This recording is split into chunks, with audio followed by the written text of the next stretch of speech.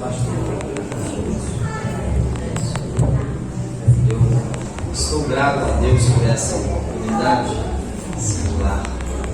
O Senhor nos dá de aqui estarmos retornando aqui a Assembleia da Lagoinha, Pai. Paracanã, muito bom estar com os irmãos e o nosso agradecimento à direção desta igreja, que rigorosamente, hoje o nosso nome para nos convidar, e é com muita satisfação que aqui viemos para partilharmos da palavra de Deus, falarmos daquilo que o Senhor colocou no nosso coração. A igreja está completando 41 anos de caminhada. Glória a Deus. Mas já um ano a mais do que o povo de Israel no deserto, né? O tempo da provação passou, nós estamos entrando agora na terra prometida. Amém? Glória a Jesus. Que bom, irmãos, estarmos juntos. E eu completo esse ano 44 anos. Então eu era bem criança quando começou o trabalho aqui. E graças a Deus meu pai cooperou bastante tempo nesse campo. Aliás, eu já nasci com ele sendo cooperador na obra, né? Graças a Morando aqui no bairro Calai. Então meu pai conhece bem o trabalho em Lagoinha e nos criou no caminho do Senhor, nos deu a oportunidade também de cooperarmos, fazermos o que ele já fazia há muitos anos, e estarmos cooperando com este campo, com esse trabalho do Senhor aqui em Lagoinha. É um privilégio. E a nossa gratidão também a toda a direção do campo de Lagoinha, nosso pastor presidente, toda a mesa diretora da qual eu tenho a honra de fazer parte, ainda que, né, presidente, bem ausente por um tempo, bem afastado, mas estamos aí ajudando, cooperando na obra do Senhor. E eu agradeço a Deus por esta amada igreja que sempre nos recebe bem quando aqui viemos. E o tema que vocês escolheram, orando ao Senhor, é um tema escatológico, que fala das últimas coisas, né, dos últimos acontecimentos. Eu vos convido para estar justamente lendo o que o evangelista João escreveu na sua primeira carta, no verso de número 18, a qual é extraído o tema que vamos estar meditando nesta manhã. Filhinhos, 1 João, primeira carta então, do apóstolo João, capítulo 1, capítulo 2 e versículo de número 18. Filhinhos, é já a última hora, e como ouvistes que vem o anticristo, também agora muitos se têm feito anticristo, porque por onde conhecemos que é já a última hora. Quantos podem dizer amém? Amém. Graças a Deus. Pode se assentar. O apóstolo João, que escreve essas 3 cartas que levam o seu nome, é o mesmo autor também Evangelho, o 4º Evangelho. E este apóstolo era aquele discípulo amado do Senhor Jesus, que era talvez o discípulo mais íntimo do Senhor, porque o João ele tinha o privilégio de recostar a cabeça no colo do Senhor Jesus, no seu peito, e eu uso dizer que ele tinha o privilégio de sentir o coração de Deus batendo. E João era, eu creio, muito feliz por conta disso, uma experiência única. A Bíblia só descreve esse discípulo tendo essa experiência. Ele vai escrever então o Evangelho, essas 3 cartas, da qual é extraído o tema, e ele também escreveu o Apocalipse, a revelação final que Deus entregou para ele. Nessa primeira carta, ela provavelmente é escrita entre os anos 85 a 95 depois de Cristo, né? É um período ali de 10 anos que nós podemos encaixar esta primeira carta. E ele escreve a uma igreja que já peregrinava nesta terra há há um bom tempo, há uns irmãos que talvez, como João, que já estava bem avançado em idade, a igreja a qual ele está escrevendo, provavelmente tinha irmãos ali veteranos na fé, pessoas que talvez participassem da era mais difícil da igreja, a primeira caminhada da igreja, a igreja primitiva, sofressem aquelas perseguições. Eram irmãos que já tinham calejado a sua vida espiritual na presença do Senhor, e agora já, como o apóstolo João também, bem avançados em idade, os irmãos estavam vendo surgir entre eles algumas heresias, algumas pessoas que se desviavam da verdade, que já tinham se afastado do primeiro amor, vamos assim dizer, e se dizendo sábios, faziam-se loucos, porque alguns deles até negavam que Jesus tivesse vindo em carne, e entraram eles pela doutrina do gnosticismo, que negava que a matéria ela é má, continuamente, e sendo Jesus uma pessoa excelente, jamais poderia o Espírito de Cristo habitar em um corpo, em uma matéria que é má. Todavia, o Senhor Jesus, como conhecemos, ele veio em carne, ele veio partilhar de toda a fraqueza e debilidade humana. Jesus veio em carne, mas o gnosticismo ensinava o contrário, e João vai combater nessa carta, toda essa epístola. Nós vamos ver o apóstolo João combatendo esta heresia. Vez por outra nós vimos até alguns desavisados pregar e falar que o nosso corpo físico para nada aproveita, que a nossa matéria má não. O nosso corpo foi dado pelo Senhor Jesus como templo e morada do Espírito Santo. Então ele é bom. A matéria a qual fomos formados é uma matéria boa. O ser humano é que se corrompeu e afastou do que o Senhor Deus preparou para ele. Mas o nosso corpo é bom, e nós não devemos incorrer neste mesmo erro que os gnósticos, dizendo que a matéria é má e que o nosso corpo deve ser entregue ao pecado. De forma nenhuma. O nosso corpo é templo e morada do Espírito Santo de Deus. Amém. Mas voltando ao tema, queridos filhinhos, é já a última hora, e João escreveu isso há quase 2000 anos, porque ele escreveu próximo do ano 100, e nós estamos no ano 22 passados, do ano 2000. Então há quase 2000 anos João escreveu dizendo que já era a última hora, que o tempo do fim já estava se aproximando, porque as heresias, o afastamento do homem dos princípios, das verdades bíblicas, estava acontecendo no seu tempo, e João estava percebendo o retorno iminente do Senhor Jesus. João estava vislumbrando o novo tempo a chegar para a igreja, que era a vinda do seu amado. É interessante, irmãos, a esperança vívida no coração daquele apóstolo, quando ele escreve que é chegada a última hora. E queridos, essa última hora, este último instante, se João escreveu próximo dos 100 anos de idade, ele já estava vislumbrando o retorno do Senhor Jesus,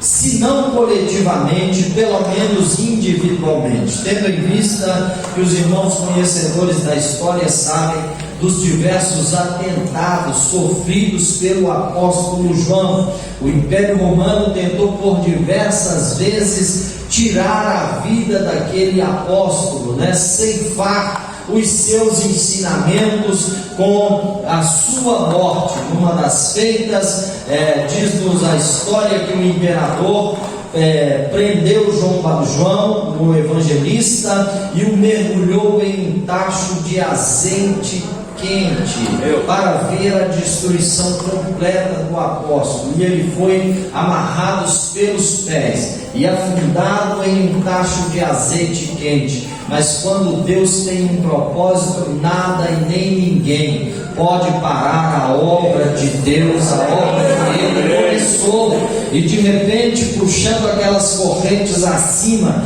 pensando subir ali talvez alguns ossos pendurados, porque o azeite quente tivesse consumido toda a carne de João, sobe o apóstolo ainda velhinho, mas eu creio, glorificando e exaltando o nome do Senhor, porque Deus, o Senhor, o havia preservado em vida. Talvez você entrou aqui nesta manhã e está como que na iminência do apóstolo João, não em um tacho de azeite quente, mas as lutas desta vida têm te procurado sucumbir. Mas quando o inimigo pensar que ele conseguiu te parar e ele levantar as correntes para ver o seu corpo deteriorado, a palavra do Senhor vai se renovar na sua vida em força virá da parte do Senhor para te tornar mais forte e poderoso para continuar nessa caminhada, fazendo e percorrendo o caminho que Deus preparou para que você percorresse. A obra de Deus não pode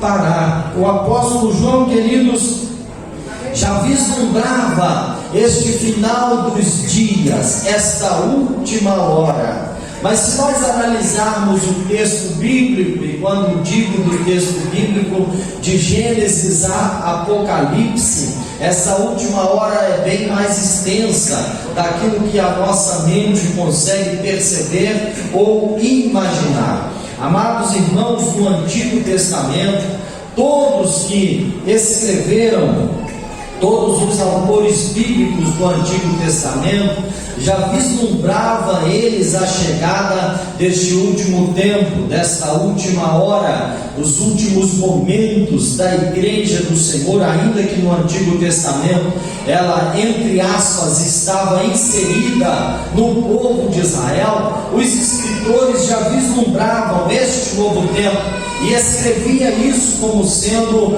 o dia do Senhor.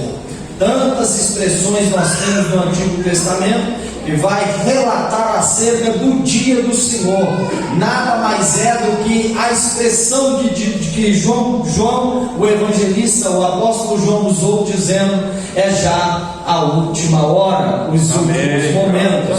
Mas este dia do Senhor, como vimos no Antigo Testamento, ele era escrito como um dia terrível, como um dia para se esperar, e muitos esperando com um certo receio, porque o dia do Senhor era descrito como um dia de muita dificuldade para um certo povo, mas um dia de alegria para outros. Na verdade, queridos, João, ele vai escrever, e o apóstolo Pedro no Antigo Testamento também, ou no Novo Testamento, ele vai escrever reafirmando as verdades contidas no Antigo Testamento acerca do dia do Senhor. O dia do Senhor, queridos, quando analisamos no livro do profeta Obadias vai descrever o dia do Senhor como sendo um dia de destruição para o povo de Edom. Está em Obadias, que é capítulo único, apenas um capítulo, os versos de número 15 e o verso de número 16, que leio para os irmãos e nos diz da seguinte forma: porque o dia do Senhor está perto sobre todas as nações, como tu fizestes, assim se fará contigo, a tua maldade cairá sobre a tua cabeça. Amados, Edom era um povo que vez por outra estava oprimindo o povo de Israel. Os edomitas vez por outra estava em guerra e eram opressores do povo de Israel. Mas Obadias vai escrever a sua profecia e dizer acerca do dia do Senhor para o povo de Edom, este tempo final. E ele vai dizer: está perto. E este dia do Senhor vem sobre todas as nações. Obadias está falando também não só para o povo de Edom, mas falando acerca de toda a terra, que este dia seria um dia de juízo, um dia para se lamentar. No livro do profeta Amós, nós vamos ter outra referência acerca do dia do Senhor. E Amós vai escrever no capítulo 5 do seu livro, e o verso de número 18, dizendo: ai daqueles que desejam o dia do Senhor. Para que quereis vós este dia do Senhor? Trevas será e não luz. Obadias está dizendo que o dia do Senhor será um dia de densas trevas, de escuridão, e não um dia de luz.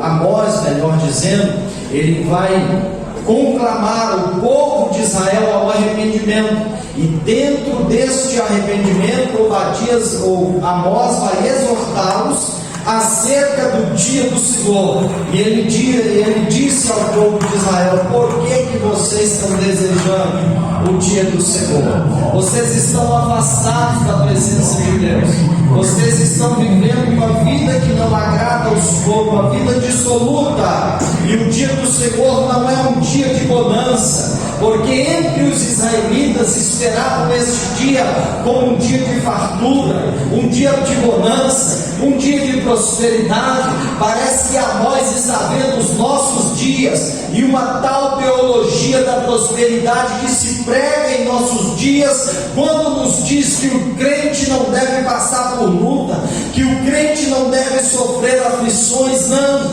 mas que a vida do cristão é uma vida apenas de conquista, apenas uma vida que vislumbra o lado material, e ele deve viver de forma abastada, sem necessidade, porque se realmente, segundo os teólogos da prosperidade, se realmente somos filhos de Deus, nós devemos viver uma vida plena, sem sofrimentos, sem enfermidade, mas uma vida de bonança e uma vida de fartura. Parece que Amós estava contemplando estes pregadores e contrariando essa teologia errônea que temos aí. Amós bradava já em seus dias e dizia: o dia do Senhor é dia de juízo, é dia de trevas e não é dia de luz. Por que vocês estão ansiando pelo dia do Senhor? Ah, meus queridos, a igreja deve continuar bradando e proclamando o dia do Senhor,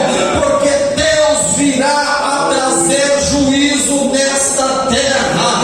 Deus virá a tratar com esse ser humano que vive cada dia uma vida anestesiada pelo pecado, afastado da presença do Senhor. Mas o Rei dos Reis, Senhor dos Senhores, virá para julgar essa gente. O dia do Senhor se aproxima, e esta igreja aqui nesta manhã vislumbra este dia de trevas para os perdidos, mas dias de luz para os salvos da pessoa perdida do Senhor Jesus.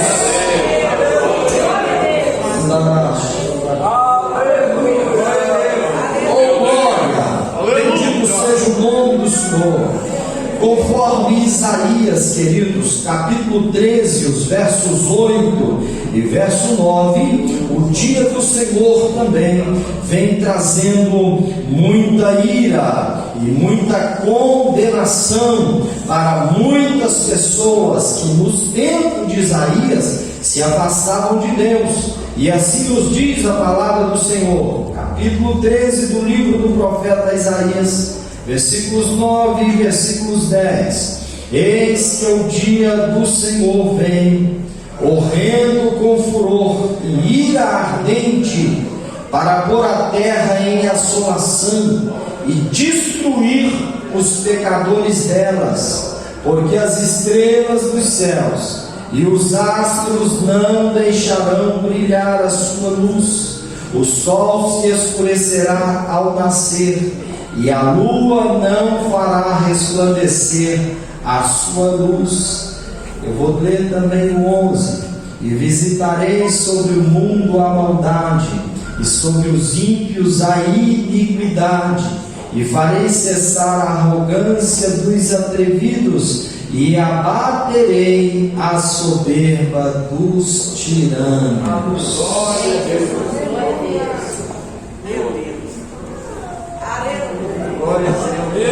Nada mais é que o dia do Senhor. A nossa igreja, ou a igreja do Senhor Jesus que permeia esta terra, tem que tomar muito cuidado nesses últimos dias, porque, irmãos, os tempos se passaram. No dia de ontem foi celebrado 111 anos da nossa denominação. Parabéns a todos os assembleanos. Amém. Como eu faço parte dessa denominação. E o começo da nossa história é um começo lindo, debaixo de muito sofrimento. Os irmãos sabem da história, né? Os pioneiros que aqui andaram, queridos, eu ouvi essa semana atrasada, a história da igreja, como ela começou no estado do Maranhão. Meus queridos, o missionário que ali foi enviado, saindo de Belém do Pará, ele foi a pé, irmãos, e andou 800 quilômetros a pé para chegar no Maranhão. Meu Deus. De ônibus naquela época era aproximadamente 2 dias e meio, quase 3 dias de viagem de ônibus. Esse homem ficou mais de 2 meses na estrada a pé, caminhando, mas sabendo que Deus tinha uma obra a começar no Maranhão. Amém. Hoje nós não andamos 5 quilômetros para vir à igreja a pé e ainda reclamamos. 5 não, muitos moram a 2, 1,5 km, 2 quilômetros. Se o Uber, pastor Elião está dizendo, se o Uber demorar, nós já ficamos chateados. Mas a nossa igreja começou debaixo de muito sofrimento, de homens que destemidos davam a sua vida em prol do Evangelho. Amém. Homens, irmãos, que não viam dificuldades em nada. Sabe por quê? Eles sabiam que na eterna glória esperavam neles um galardão. Eles sabiam que os céus, as ruas são de ouro, os muros de cristal, e tinha um descanso eterno para eles. Então eles sofriam, passavam por dificuldades, mas em meio às lutas e dificuldades eles iam glorificando e bendizendo o nome do Senhor. E então, queridos, Isaías está dizendo aqui: é dia de sofrimento, o dia do Senhor vem com horrendo furor. E aqueles homens pioneiros, como dissemos, irmãos, eram os homens simples e humildes. Esse homem que foi enviado ao Maranhão, irmãos, chegando lá no primeiro culto que ele fez, 3 pessoas se converteram. Na primeira estada dele ali, em uma casa simples, ele pregou em 3 pessoas. Sendo um jovem de apenas 17 anos, se converteu. O nome desse jovem, Alcebiades Pereira de Vasconcelos. E não sabia que aquele missionário, que no primeiro culto que ele fez, estava se convertendo um homem que seria uma das maiores lideranças dentro da Assembleia de Deus futuramente. Esse missionário, irmãos, era tão usado por Deus que o que ele falava e profetizava podia se escrever, porque cumpria com toda a certeza. Morreu um dos pioneiros amigos dele, e ele dizia que daqui 30 anos o Senhor Jesus, aliás, ele morreu primeiro, mas ele disse que daqui 30 anos o Senhor também ia recolher, e Deus tinha dado a ele até o dia da sua morte. E ele falou com os irmãos o dia que ele iria para a glória, e ele foi ainda muito novo, mas ele disse no dia da sua morte: daqui 30 anos o pioneiro fulano de tal também será recolhido. E exatamente, irmãos, completando 30 anos, Deus também recolheu esse outro pastor que o substituíra no campo missionário. Então a nossa igreja, irmãos, ela cresceu debaixo do poder e da unção do Espírito Santo. E eu lembro a vocês que quando os missionários chegaram no Brasil, já tínhamos outras denominações aqui, mas a única denominação que abraçou a obra do Espírito Santo se chama Assembleia de Deus. E Deus resolveu derramar sobre esse povo uma unção e uma sabedoria que não vinha de letras e de formação, mas vinha do próprio Espírito de Deus. Homens iletrados, homens que não sabiam ler, mas que quando abria sua boca era o próprio Deus bradando na terra e fazendo maravilhas. Então, queridos, crescemos nessa simplicidade, nessa humildade, e a nossa igreja, ao se desenvolver, veio com ela também o desenvolvimento financeiro. Alcançamos os grandes centros. Os nossos pastores, muitos deles começaram a estudar, se tornaram doutores, mas nós não podemos esquecer da simplicidade do Evangelho do Senhor, porque este dia do Senhor que virá, Deus diz que vai abater os soberbos. E infelizmente, queridos, na nossa geração, nós temos visto muitos obreiros até se ensoberbecer, se arvorando de coisas que não é para eles fazerem, tomando uma honra humana e uma glória humana que não é para ser tomada. A esses o dia do Senhor também virá, e virá com juízo, queridos, trazendo sobre si condenação. É o que João disse: eles estavam entre nós, mas saíram de nós. Queridos, nós devemos permanecer na simplicidade do Evangelho, para que o dia do Senhor seja para nós não um dia de juízo, mas um dia de bonança, em que o Senhor nos dirá: bendito do meu Pai, possui um reino que para vós está preparado desde a fundação do mundo. Filhinhos, é já a última hora. Oh Deus, aleluia. Mateus, escrevendo o seu evangelho, ele nos diz que por se multiplicar a iniquidade, o amor de muitos esfriará. E este amor se esfriando é uma das perspectivas que nos aponta a última hora da igreja. A falta de amor, queridos, isso nos desqualifica como discípulos do Senhor Jesus, porque quando Jesus instruía os seus discípulos, ele disse: entre vós não será assim, vocês serão conhecidos pelo amor com que ameis uns aos outros. Se não houver amor entre nós, se não houver compaixão e empatia entre nós, nada mais nos tornamos do que uma mera organização social, um clube, queridos, recreativo, em que viemos participar e termos a presença de um com o outro. Mas quando nos amamos fraternalmente e quando nos amamos fervorosamente, Jesus se faz presente nessa comunhão, e nós somos a igreja do Senhor.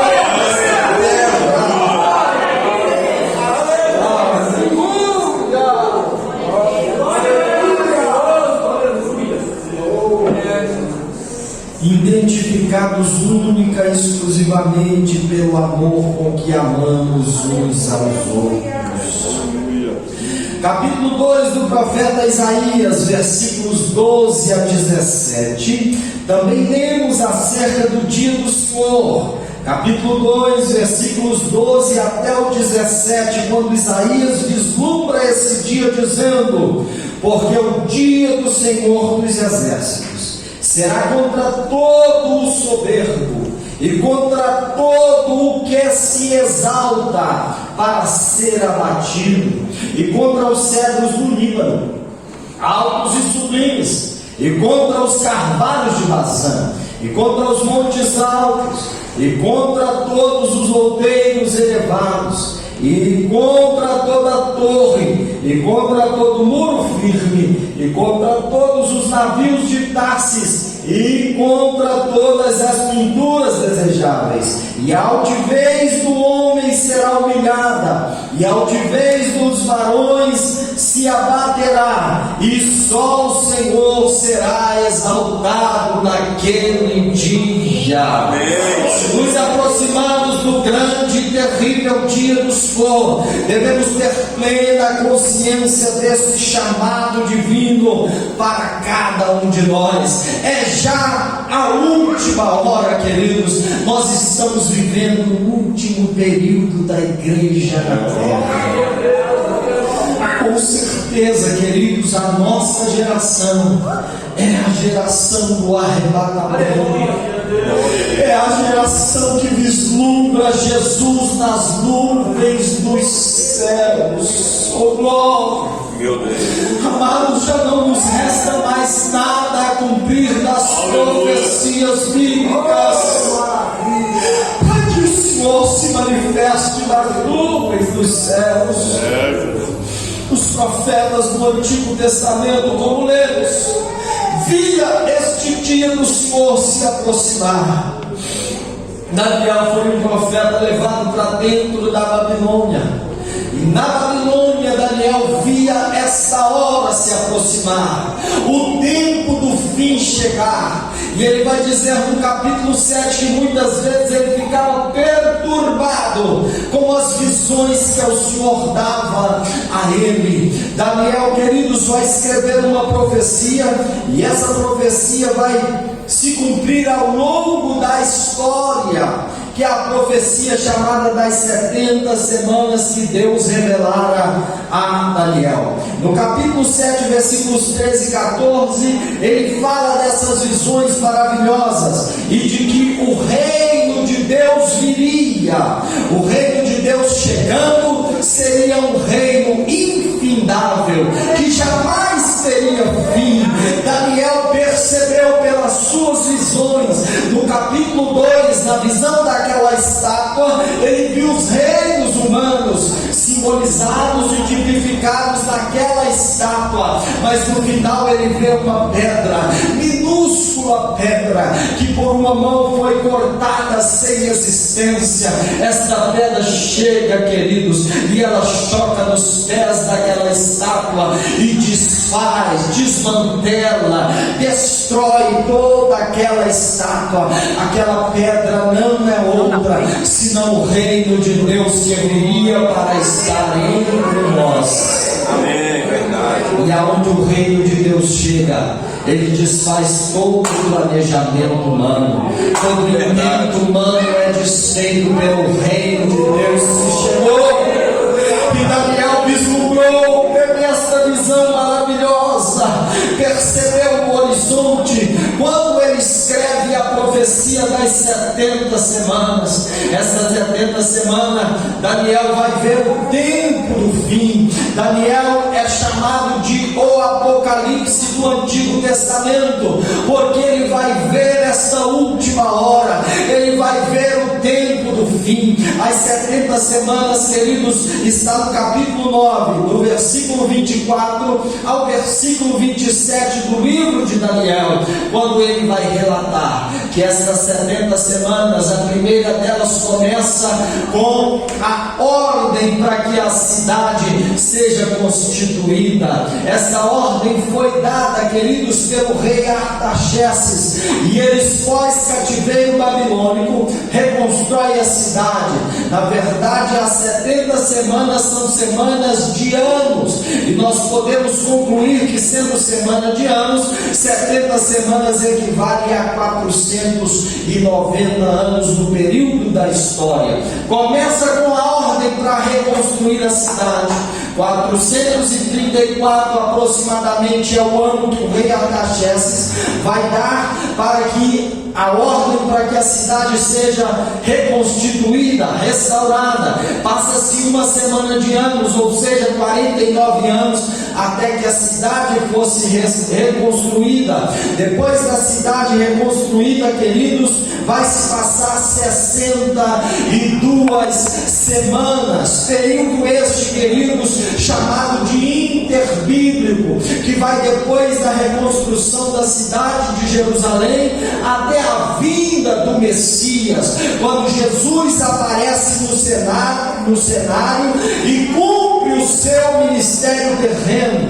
Na verdade, a chegada do Senhor Deus, a chegada do Senhor Jesus, melhor dizendo, a esta terra, era um tempo esperado por muitos reis. Às vezes até alguns profetas colocavam como que o dia do Senhor, o dia que o próprio Deus iria se tornar carne para estar entre nós. E Isaías escreve no capítulo 9 do seu livro, dizendo: porque o menino se nasceu, o filho se nos deu, o principado está sobre os seus ombros, e o seu nome será Maravilhoso Conselheiro, Deus Forte, Pai da Eternidade e Príncipe da Paz. Os profetas viam como que a chegada do Messias. Este Messias chegou como está nos evangelhos, anunciado primeiramente por João, que veio como que preparar o caminho do Senhor. Mas quando João Batista sai a batizar por ordem daquele que é a voz do que clama no deserto, quando João sai para batizar, o próprio Jesus vem ao encontro dele para ser batizado.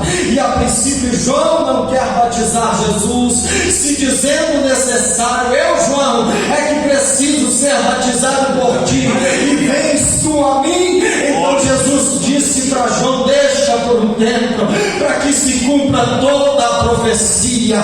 E então João batiza Jesus em águas, e quando Jesus sai das águas, os céus se abrem, o Espírito Santo vem sobre o Senhor Jesus, e aparece uma voz dizendo: este é o meu Filho amado, em quem tenho prazer.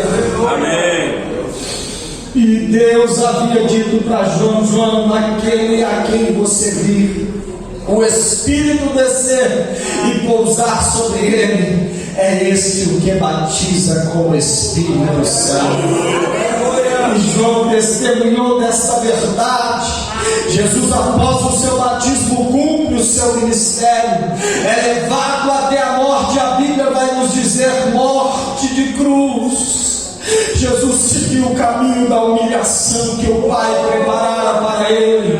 Jesus cumpriu o seu propósito terreno, e quando ele é levado à cruz, a princípio sendo um jovem de 33 anos, ele não queria perder a sua vida em tão tenra idade, mas ele entende o propósito do Pai, e naquela oração do Getsemane estava incluso eu e você naquela oração, quando ele disse: Pai, se não é possível passar de mim este cálice, que seja feita a tua vontade. Ele estava vendo, na verdade, um povo que iria surgir, mas que no dia 19 de junho de 2022 estaria reunido por aquilo que ele fez para glorificar e exaltar.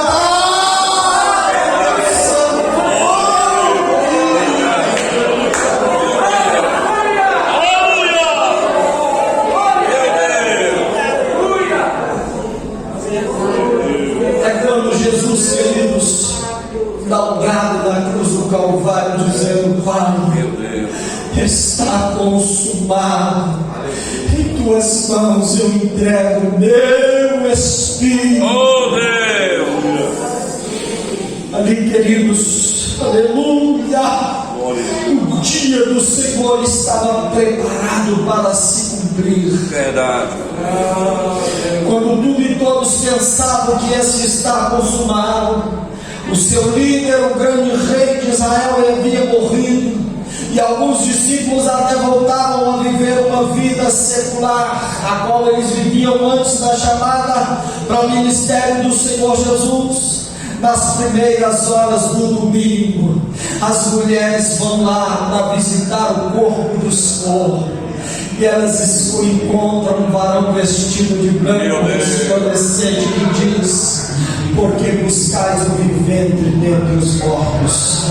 Ele não está aqui, porque já ressuscitou.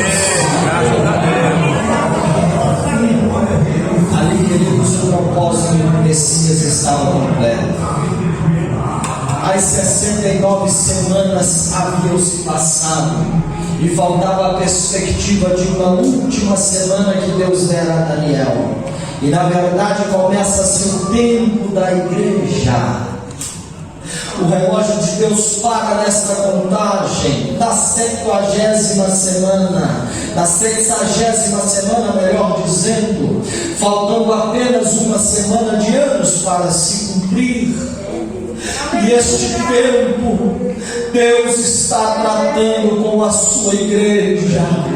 É a época da graça, a dispensação da graça, em que Deus está redimindo o seu povo, em que Deus está chamando as gentes ao arrependimento, em que Deus está levantando homens e mulheres dispostos a sofrer como o próprio Jesus sofreu pela causa do Evangelho, a boa notícia, e a anunciar: é já a última hora, o tempo está findando, eis que ele virá, o nosso Redentor virá. É já a última hora.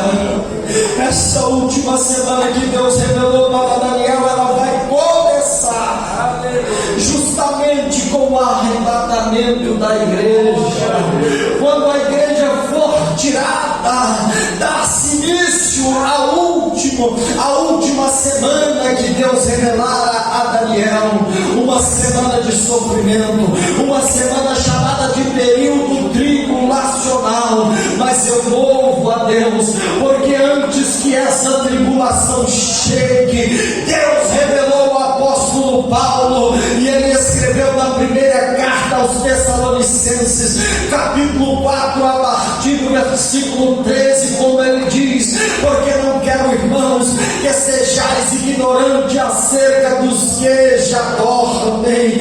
Não ignoreis isso, porque dada a palavra de ordem, Oh Deus. o mesmo Senhor descerá do céu com alarido e com voz de arcanjo e a trombeta de Deus, e os que morreram em Cristo ressuscitarão primeiro.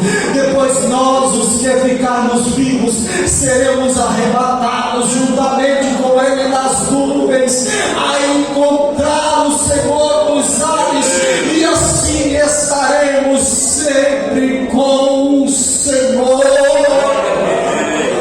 A promessa de Deus é de nos tirar desta terra. Nós já estamos vivendo a última hora, o último tempo da igreja, que cantou debaixo. Meu Deus.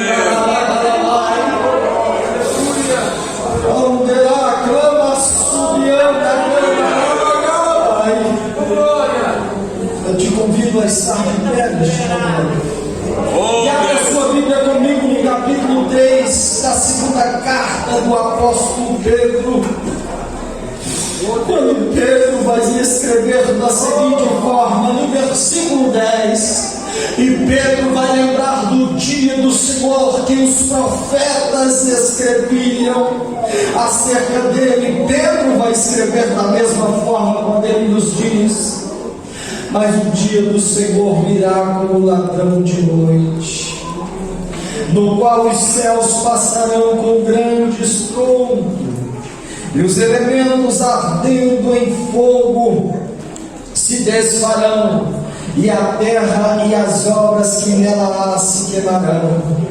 Havendo, pois, de perecer todas as coisas, que pessoas vos convencerem santo tato e piedade, aguardando e apressando-vos para a vinda do dia de Deus, em que os céus em fogo se desfarão e os elementos ardendo em fogo se fundirão. Mas nós, ó glória,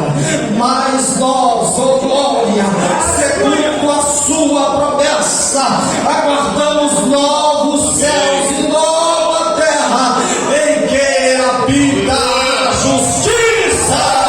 Quem pode levantar a sua mão para glorificar o nome deste Deus? Irmão, as lutas têm sido grandes, mas fica firme, jovem. Filhinhos, é já a última hora. As nuvens dos céus vão se abrir para receber a noiva do Cordeiro que subirá ao encontro